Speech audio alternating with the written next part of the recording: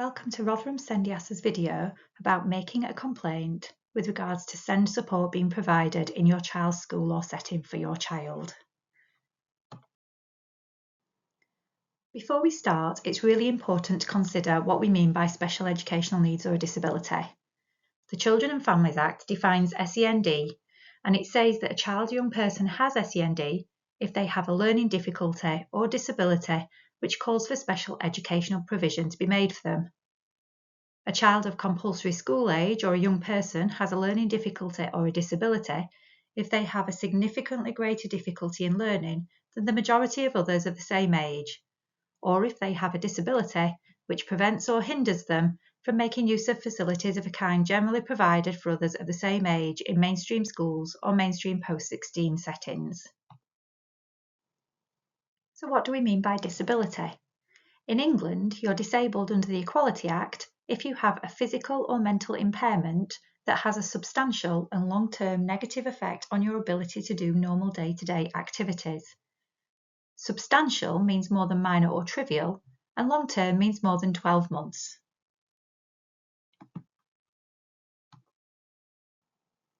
Special educational provision for a child aged 2 or more or a young person means educational or training provision that is additional to or different from that made generally for others of the same age in mainstream schools, maintained nurseries, or places where early years education is provided, and mainstream post-16 settings in England. So why is it important that you know this? Paragraph 6.14 to 6.35 of the statutory SEND Code of Practice says all schools should have a clear approach to identifying and responding to SEN and should seek to identify pupils making less than expected progress given their age and individual circumstances, focusing on 4 broad areas of need: communication and interaction, cognition and learning, social, emotional and mental health difficulties, and sensory and/or physical needs. At this stage, you might find it helpful to take a look at our video on SEND supporting mainstream schools. Another important thing to be aware of before moving forward with any complaint is that there is a legal duty on schools. Section 66 of the Children and Families Act imposes a duty on specific schools, which are mainstream schools, this includes academies, maintained nursery schools, 16 to 19 academies, alternative provision academies, and institutions within the further education sector and pupil referral units. That duty is to use its best endeavours to secure that the special educational provision called for by the pupil or the student's special educational needs is made.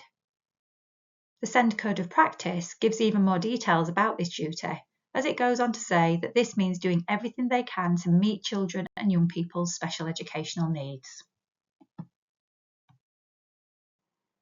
So what if you're worried about the way in which your school supports your child's SEN? First step is to discuss this with the school SENCO or a member of the SEN team within the school. It might be appropriate to ask for a phone appointment or an appointment in person so there can be a designated time slot to share your worries and observations. You might wish to gain an understanding of the SEN needs that have been identified and gain clarity on the support that the school are currently implementing. Remember, this support should be recorded in some form of document, and so you may wish to ask for a copy of this and an idea of when the review date is, so that you can be arranged in that too. This would be a good time to share your worries. It may be helpful to consider any evidence to support your concerns or any observations you've made about your child that's led to you feeling worried. It can be helpful to make some notes going into this discussion so you can ensure you get all your points across in the time that's been arranged. Allow a time for any agreed actions to be implemented before moving on to any next step. So if your discussions with the SENCO or a member of the SEN team haven't resolved your concerns, then moving on to this next step too. Consider some useful school policies. Each school or setting will have a formal complaint process, and this is usually published on the school's website. Before considering a formal complaint, you might also want to take a look at some other relevant school policies too, for example their SEND policy, SEND information report, and any other policy that may be relevant to your specific complaint, such as schools' behaviour policies or inclusion policies, for example. The next step is to put your complaint in writing.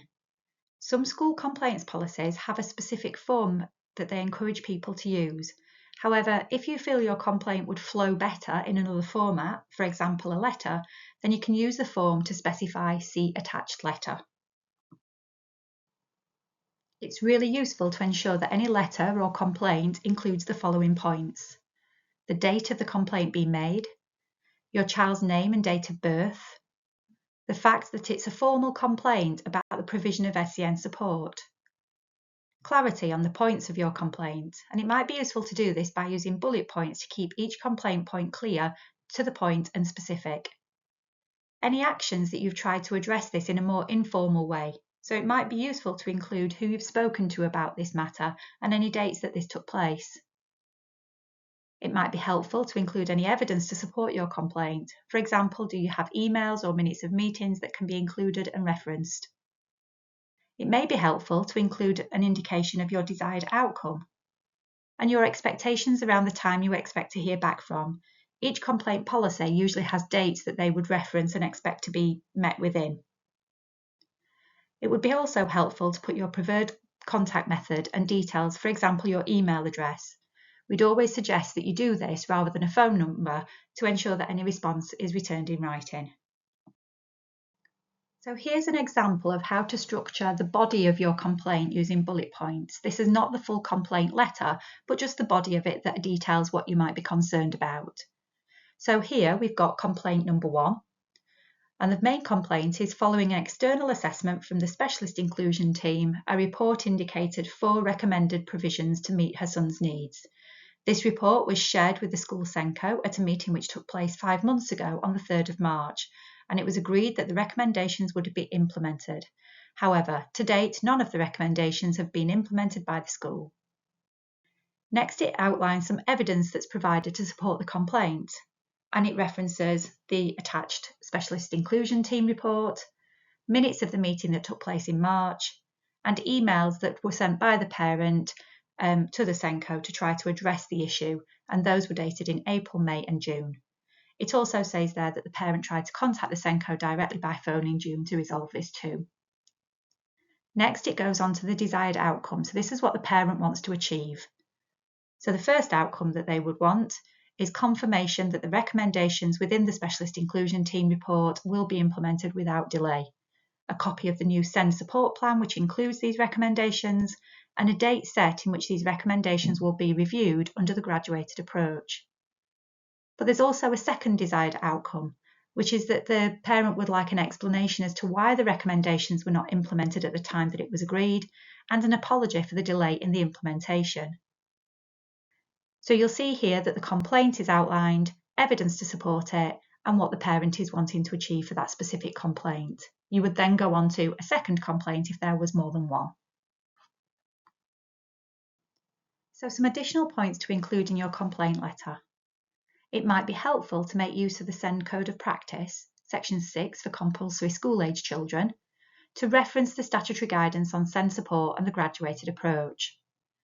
As it's statutory guidance, schools must follow this. It may also be helpful to reference Section 66 of the Children and Families Act, making use of the wording for the school's duty to use their best endeavours to meet the needs of their SEN students. You can find a template letter equally to make use of for this specific type of complaint on the IPSES website, and the link is here.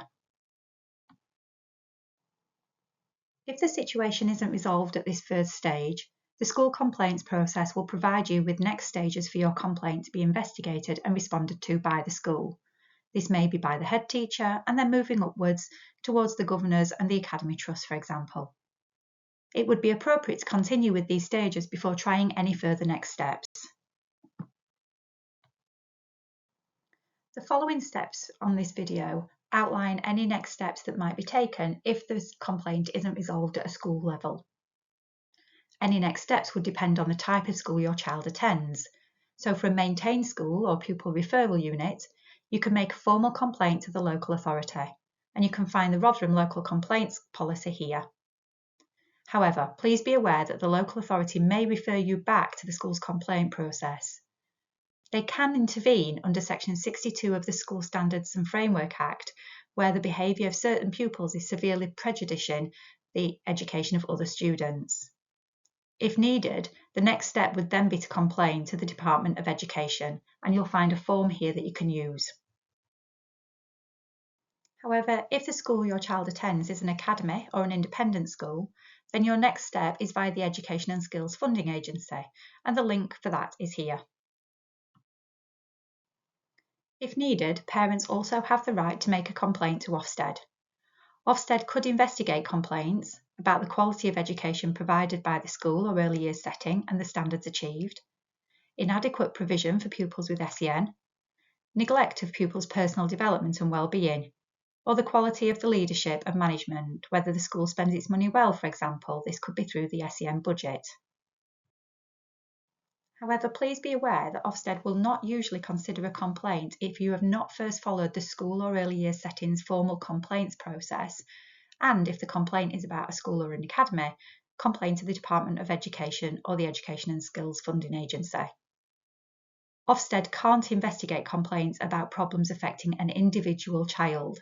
However, it can call an immediate inspection at short notice in response to a very serious complaint, order the school to call a meeting of parents to be chaired by an inspector, require a school or early years setting or local authority to provide information, or discuss parents' concerns informally with the school or consider them when it next inspects the school directly.